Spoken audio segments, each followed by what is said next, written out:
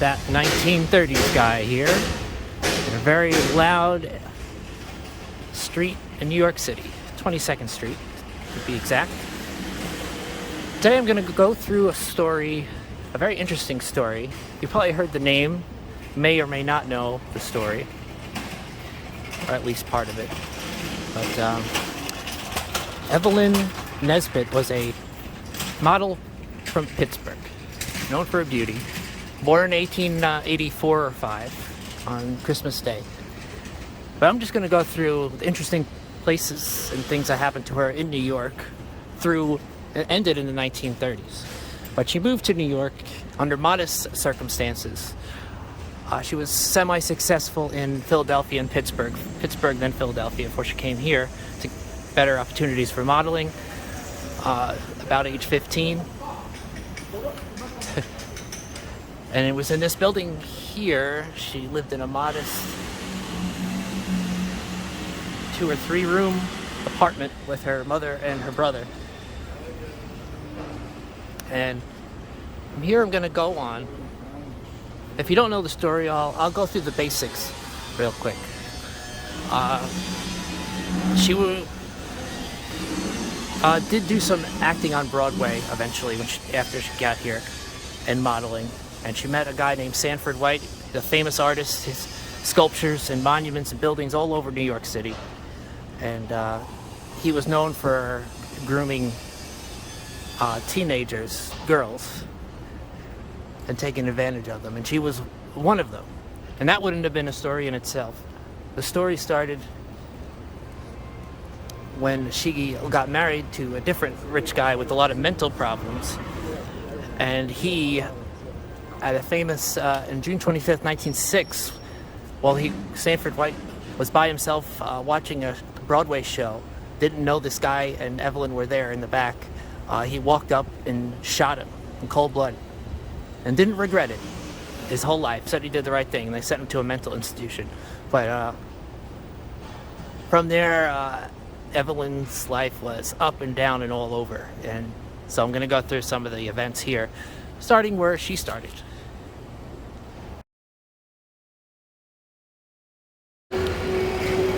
Here we are in another noisy street. Looking at this building here, 24th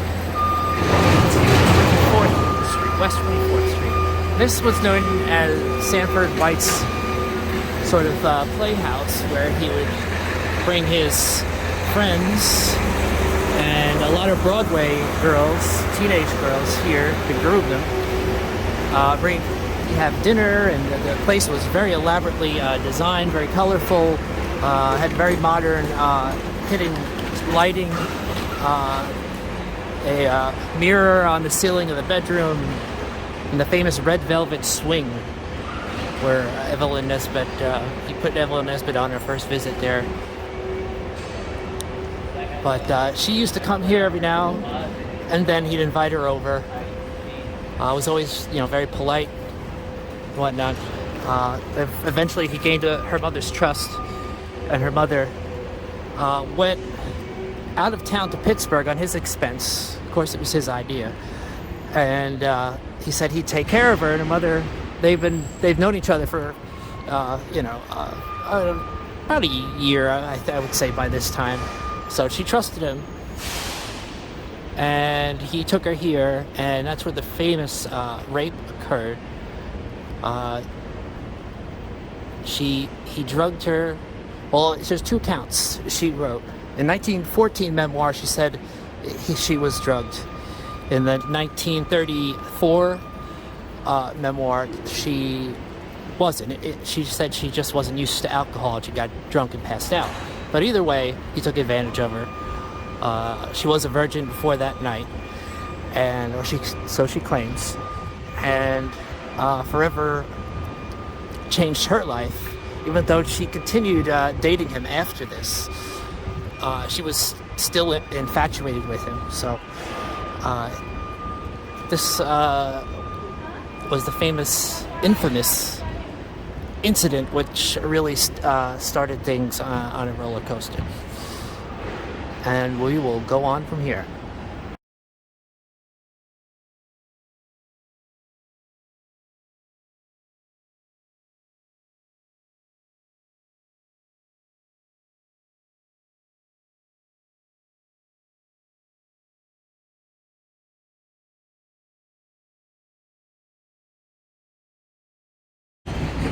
This is the original Madison Square Garden, designed by Stanford White himself. And there was the theater. The theater they went to, where Harry Thaw,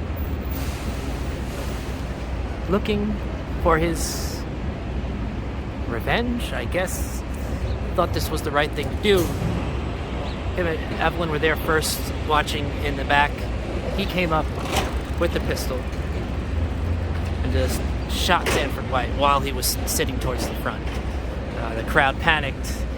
Evelyn went and hid at her friend's house for a couple days before she finally went to the police to tell her version of what happened.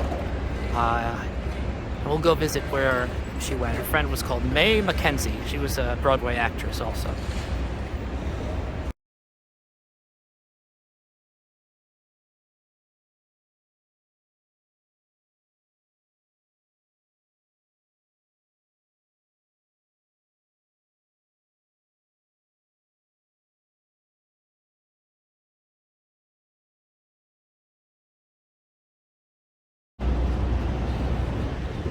So after the tumultuous, crazy scene at the Madison Square Garden Theater, she ran to this building. She somehow got out without being noticed and was able to hide for a couple days with her flamboyant actress friend, Mae Mackenzie. Oh, there we go. And that building right there, that's the same building. And she hid out there for a while. Times Square is actually right over here. Very close to Times Square. She hid out there for a couple days before she figured out what to do. Eventually she had to go to the police. And what ensued was a messy trial, because the only defense for Harry Thaw, her crazy husband, was for her to tell her story of being taken advantage of by Stanford White, and make Stanford White look so bad that the jury would sympathize with Harry Thaw and say he was justified in killing. But it was hard to do, because Thaw showed absolutely no regret in what he did. So the sympathy plea, they tried pretty hard, but they had a really tough DA too. His name was Jerome. He was famous for being really tough guy to take questions from. So Evelyn had to go to the jury and tell the intimate details of the whole story of her life, pretty much. But he wound up guilty, but they had another trial, and he was deemed insane and sent to Mattawan, the famous mental institution in Westchester County, I believe.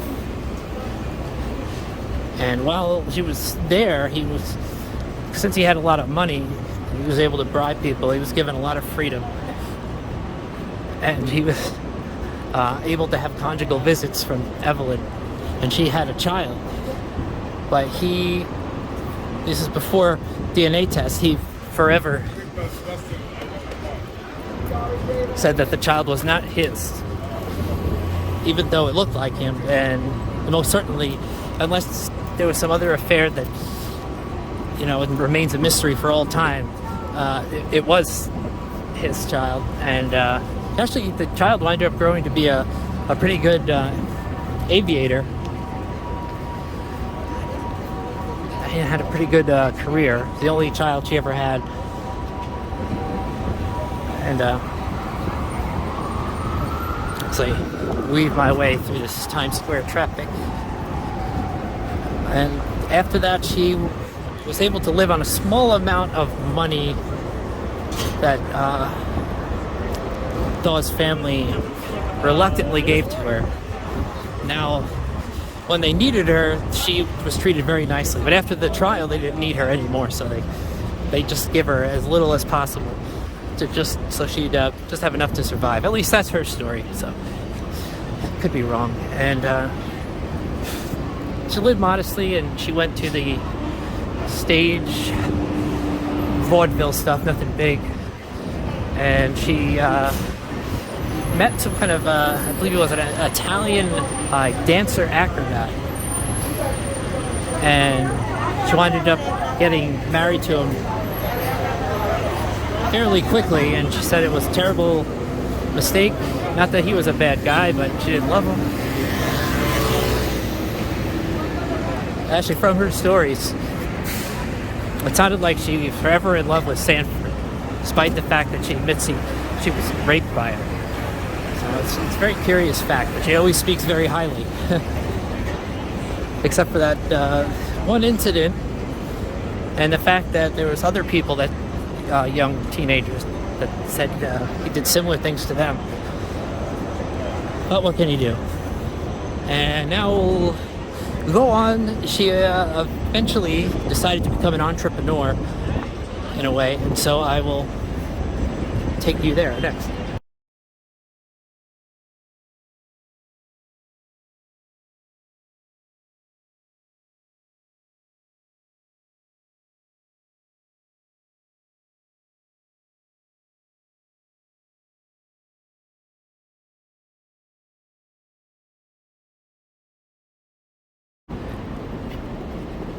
After a career touring in a vaudeville act with an acrobat who was her husband for a little while, she said it was a mistake. It only lasted a few years, and they didn't get an official divorce till close to 1940. But Evelyn Nesbit opened a tea room right here where this theater is. Whoa. Right there. And it worked for a little while, but at some point she got addicted to morphine. She kind of lost control of the place. She almost committed suicide. She said she wasn't trying to. It was an accidental overdose, but she overdosed, and according to the newspapers, she yelled. The police came to help her after a friend called the police, and she yelled out one of these windows that she took enough to kill a horse or something like that. so who knows if she did it intentionally or not. But anyway, this tea room lasted for a couple of years, I think 1919 to 1921. It's one of her many adventures. And she went back to the stage again, doing song acts. That's what she mostly did. When she was her second marriage, it was she would just sing, and her husband would do like acrobatic dance. She might have danced too. I don't know. I'd have to look into that. But this was her infamous tea room right here. And now we shall go elsewhere in her career.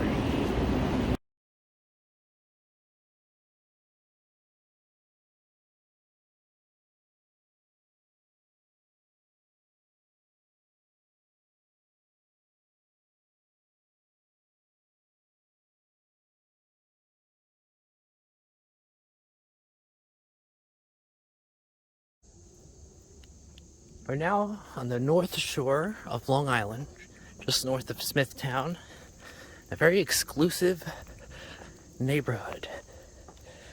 In fact, it was hard to find anywhere to park around here because it says you're not allowed to park on the side of the road. So I had to find the nearest park and go for a hike. But what I'm taking you to see is Stanford White's house. The town is actually considered St. James or Nesquag. I think it's officially Nesquag now, but when Stanford White was around, it was St. James. But either way, he was an architect, so of course he built himself a nice house. I don't know if I mentioned this before, but he was a married man who had kids, despite his infidelities. And he lived he had a beautiful mansion. I think it's called Box Hill. It's right, you can't really see it. I'm going to try to get it. It's past these trees here. But I wanted to conclude the story. It was kind of a haphazard story. I've been doing this kind of alongside another one. And in New York City, it's very loud, and I might have missed some detail somewhere, so I'll just go over a brief review. I was going over the strange and very interesting tale, though, of Evelyn Nesbit's life. Pittsburgh girl, known for her beauty. She was a model in Pittsburgh, then Philadelphia, and then finally came to New York when she was 16. Reached big fame. Her face was everywhere in advertisements and different magazines and places. And Stanford White was an architect, one of the most famous architects and artists of his day. Made statues. He made that arch in Washington Square, in New York City. He made a monument at West Point, but he had a tendency to take advantage of teenage girls. He had a reputation for it. One of them, his conquest, was Evelyn Nesbit, who he gradually got to meet her family,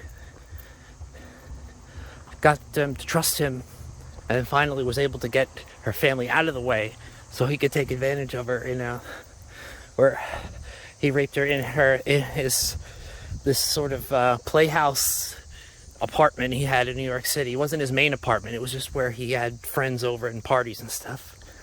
And the Velvet Swing, the famous Velvet Swing. But this was the entrance here.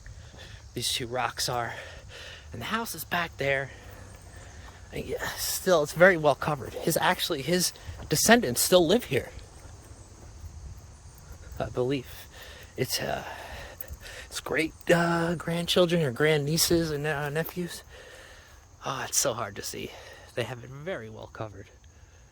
I don't think they want people to see it. But anyway,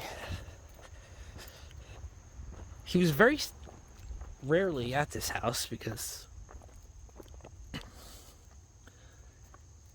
he was always in New York City doing his thing.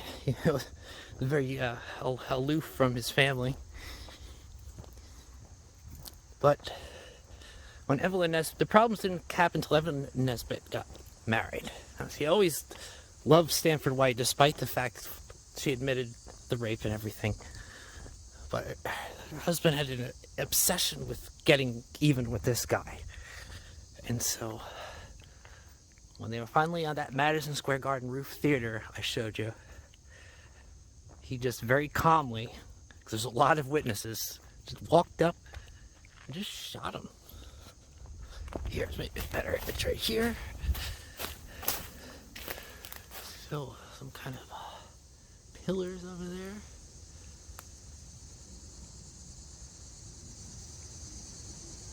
Yeah, it's very well covered in the woods. But,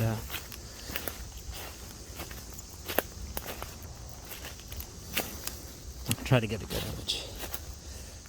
But anyway, this was a sensational story. Because everyone knew, Evelyn Nesbit was a rising star. At least people knew her image. And they knew who Stanford White was because he was a famous architect. Designed things all over New York City. And the guy who killed him, Harry Thaw, was a famous rich playboy. At least they say that's actually where they got the word from. Because the guy, he never really had any jobs. He just spent his inherited money from railroads, I believe, and just had fun all the time. And he developed a bit of a strange complex. Rumors he was addicted to cocaine, but never proven. And he, like I said, there was a whole big trial that was all over the newspapers. It was probably one of the most sensational stories of the early 20th century, pre-World War 20th century. And he got locked up in Mattawan. He eventually got out. He got a divorce, but it was very complicated. That never actually served her Evelyn papers. they just left it outside of a door of a railroad car she was in. But somehow they were able to make that count. And like I said, she did an act in vaudeville with a dancer. They got married. She said it was a mistake. It was over. They separated quickly. It took a while for the divorce to go through. She had a kid because she had made conjugal visits to Harry Thaw while he was in the institution before she got married. And she had just a very up and down life after that. In and out of milk farms and sanitariums for morphine addiction, neuralgia, 2 suicide attempts. Once, like I said, she took too much morphine. She claims it was an accident. Kind of hard to believe. If somebody's used to doing that, they would probably, I guess it's possible. But anyway, the other time was more interesting. She swallowed a bunch of Lysol, burned her throat, almost lost her singing voice, but she did get it back. But her son luckily discovered her before it was too late. He was a teenager at this point, or close to it, and got her to the hospital in time for them to pump her stomach and save her life. And she was actually in Panama doing singing a gig there at a nightclub. And she is all over. Every now and then her name would pop up in the news, and she was always of somewhat interest. She owned her own club, Evelyn Nesbit Club, for a while in Atlantic City. She owned the tea room I showed you. And eventually she settled down to become a sculpting teacher. A talent she discovered later in her life, that she was a good sculptor. She just was messing around one time at a friend's house, and their friend saw that she actually had talent in sculpting. So she took that up and eventually became a teacher and just kind of faded away from society. She was probably happy to, because her whole life was in the spotlight. And she taught in California, a small college in California. She died quietly there, but not before they made a movie about her life in the 50s. And she finally came back to the cameras. An old lady. No one could recognize her. But she's a kind of a quizzical figure, because you can't really call her a hero. Her story's interesting. You feel bad for her, but some of it was her own fault, and some of it wasn't. But I think it probably would have taken a much different turn if Stanford White would have stayed away from her. And there's several books about her. The one recently written in the last 10 years, but I would recommend reading her very interesting memoirs.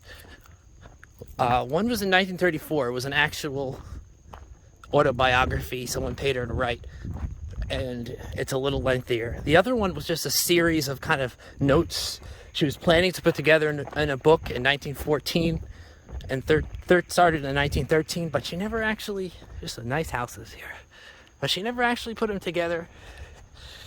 Someone else later on found these scattered at different archives throughout the country, and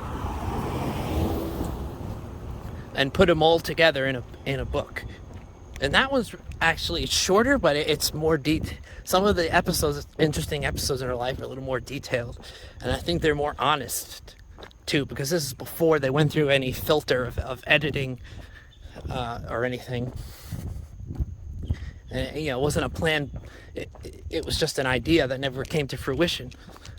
And definitely the key part in the Stanford's apartment that night of November 1901, the infamous night, she definitely details a much grimmer picture of what happened.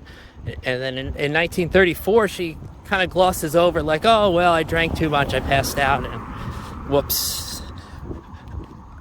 He's still a good guy. She defends him repeatedly. And that's another interesting part of it.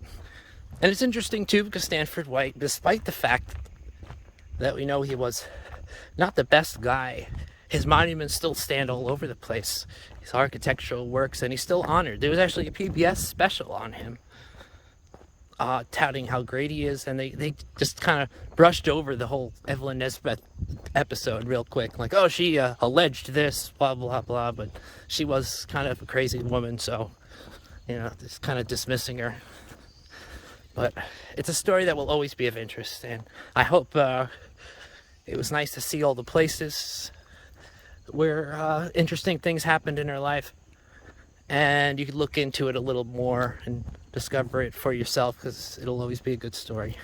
Well, thank you for watching again. If you like this video, please subscribe and like the video, and stay tuned for more. The next one I'm gonna do is gonna be about Lake Ronkonkoma, the old tourist spot that you can never tell was a tourist spot.